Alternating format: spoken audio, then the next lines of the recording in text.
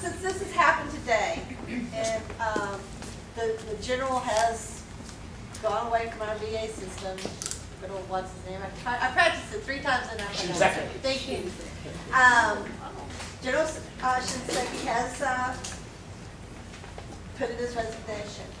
One, and I can't remember exactly where, every day I hear it on NPR.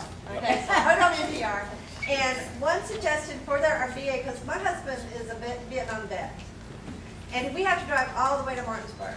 He's had bladder cancer, he's got the Agent Orange, blah, blah, blah.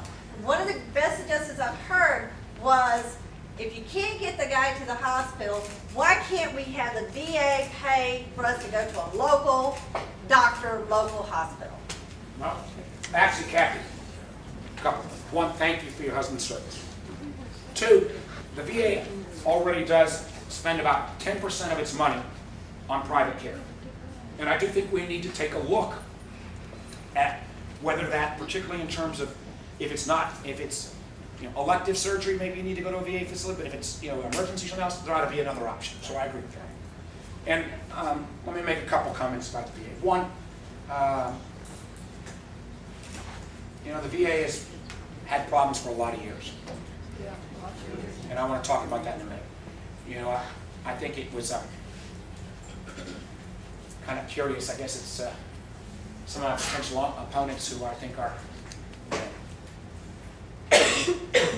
what's called armchair quarterbacks or something, or Monday morning quarterbacks. I don't think understand how the system worked. I wrote 4 weeks ago saying concerns about what's going on, but I thought it was important to wait until I got a hold of the Inspector General's report. You got to actually get the facts if you have a position of responsibility before you weigh in on something. And candidly, I'll give the Speaker and Eric Cantor, they weigh it as well. But after I read that, and I have great respect for General Shinseki, but too much of the focus was about whether he should go or stay. And I think he did the right thing by resigning, because what the focus ought to be is how we get this fixed. Our veterans deserve it. And I have to tell you that we've had challenges with the VA. I've been senator for 5 years, a little over 5 years. We've had challenges with them from the beginning. I remember when I first came in, and we were trying to help women veterans, because women veterans who served in Iraq and Afghanistan were coming back with enormous PTSD. But the VA was saying, because they weren't on frontline combat, they didn't qualify. Well, if you've been to Iraq and Afghanistan, which I've been, there was no frontline in your life. It took us a year to fix that with them. Then there was the 600,000 case backlog. I rushed it. It took me bringing Shinseki in, and they did move from paperless to paper to paperless. But there's still like 250,000. It still needs to be cut back a little bit. Then, one of the ones that they're a hard group to help. In Virginia, about 5 years ago, the William and Mary Law School created something called the Polar Law Clinic. Great idea. What it said was, for no cost to the taxpayer, these law students would help veterans process their cases. It was a win-win for everybody. It took us a year and a half to get the VA to accept it.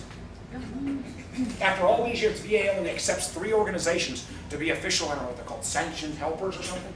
The VFW, Disabled American Vets, and the William and Mary Law Clinic.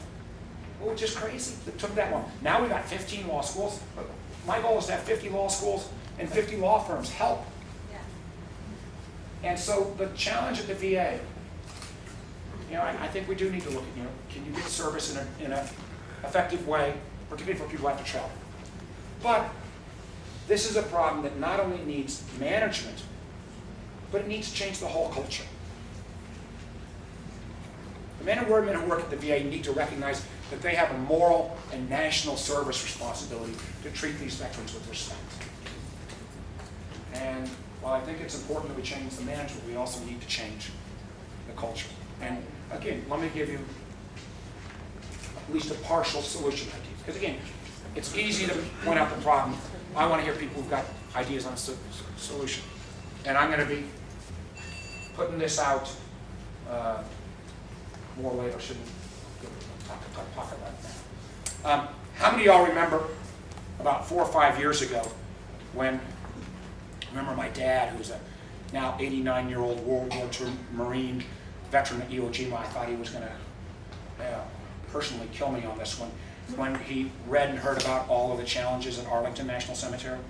Remember those? You know, and you know, again, it was a classic case of just mismanagement. Right. That was the Department of Army, not the VA. It's actually they went on. It took us about 6 or 9 months, but we offered. I got together a bunch of the Northern Virginia tech companies and said, because it was a horrible thing in terms of mismanagement of graves and not dealing with the remains appropriately. What it really was a data management problem. They had everybody's names on 3x5 cards. So we brought a bunch of these tech companies in for free, and they helped provide an answer on how you upgrade the system. We've had the one area that ought to not be politicized, Lord knows, is support of our veterans. So I'm going to try to talk to the White House later about, and we had to go through all the legal hoops to make sure that companies could help, and and we've got a whole template laid out. There are long-term structural problems with the VA, but there's also a short-term problem right now that says, how do you have a system that allows somebody to get an appointment not to be able to be gamed and have enough of a technology? This is partially a data management problem. And what a great opportunity to call upon the American private sector to say, you come in and help us fix this on a short term as we look at the longer systemic problems. So we've already got One of the problems with that, though, is like he had a diagnosis in Woodstock. Right. Took that diagnosis to the VA hospital, said, I have this wrong with you. We're not going to look at that. We're not going to look at that. That's crazy. That is crazy. That's in the age, if tech companies can know more about you than you want us to know, Right, exactly. you ought to be able to have this information shared. So I do think there are longer-term answers, but there could be some short-term answers, at least on this thing, on this appointment mismanagement, that could be fixed very quickly. One of the challenges I think we have in our country right now is when we start thinking we can't fix anything, Yeah. that becomes a real problem. So this is one I'm going to be pushing a lot. Thank you, and thank you for your positive service.